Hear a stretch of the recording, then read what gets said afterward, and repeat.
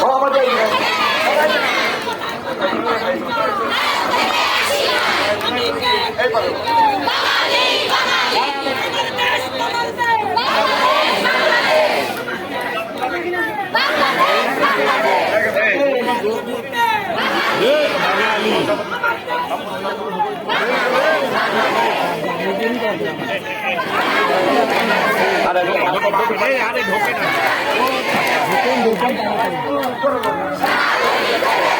ইতিমধ্যে আমাদের বিভিন্ন পর্যায়ে নেতৃবৃন্দ এখানে উপস্থিত হয়েছেন। আমরা দেখেছি যে আমাদের হিন্দু বৌদ্ধ খ্রিস্টান ঐক্য পরিষদের সম্মানিত সহসভাপতি শপথ চন্দ্র চন্দ্র আমাদের মাঝে এসে উপস্থিত হয়েছেন।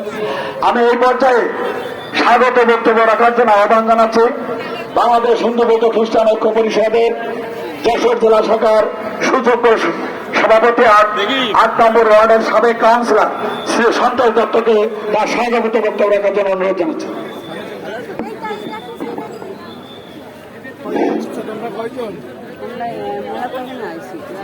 5ই আগস্ট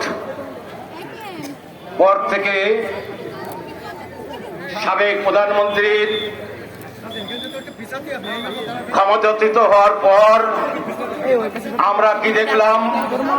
সারা বাংলাদেশে আগুন জ্বলছে, সারা বাংলাদেশে ঘরে ঘরে লুটপাট হচ্ছে, সারা বাংলাদেশের মানুষজনকে পুড়িয়ে হত্যা করা হচ্ছে।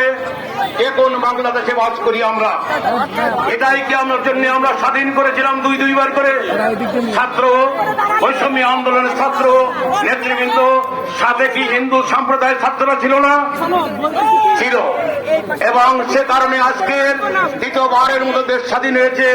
সেই কারণে তারপর সারা বাংলাদেশে হিন্দু সম্প্রদায়ের বাড়িঘর লুটপাট, তসনাদ, অগ্নিসংযোগ সহ পুড়িয়ে মারার মতো কাজ এই বাংলাদেশে ঘটেছে। আমরা হতবাক হলাম।